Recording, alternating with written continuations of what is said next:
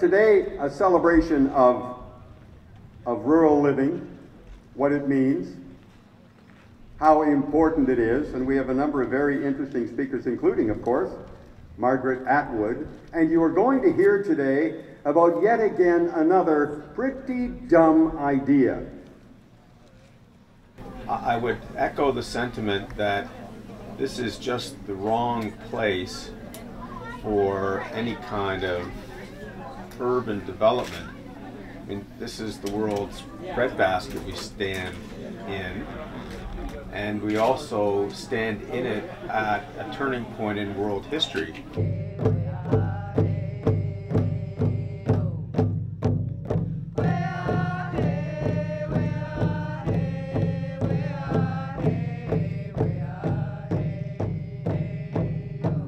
It is a sin to allow this mega project, Midhurst mega sprawl, created by the extra special rule, a custom loophole designed just for Midhurst, doesn't apply anywhere else in this fine province. It's a sin to let this area be paved over with some of the best farmland in all of Canada. I'm not an agronomist, but people who know this stuff tell me that the farmland here is not bettered anywhere in Canada, and that includes the prairies.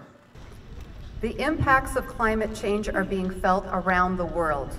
Rain-fed agricultural land is disappearing in a number of regions. The Ontario Federation of Agriculture says we're losing 350 acres of farmland per day in Ontario.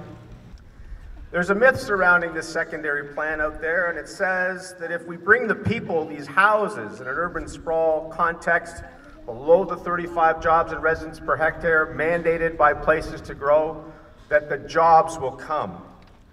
That hasn't happened since mankind invented fire, and for a politician to say that if we stick houses in the middle of a farm field, the jobs will come, that era has long passed. That is a myth. Let me see if I've got this right.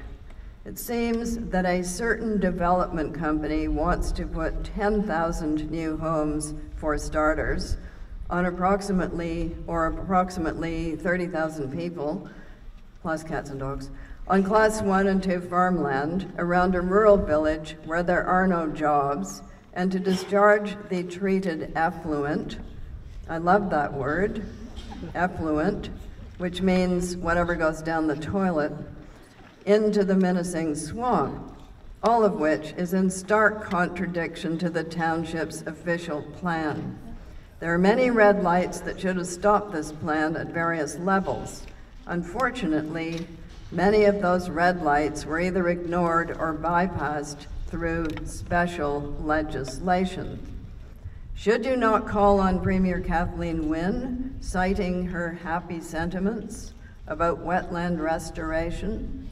Should you not point out to her that somebody appears to have done something twisted to the approval process under the table?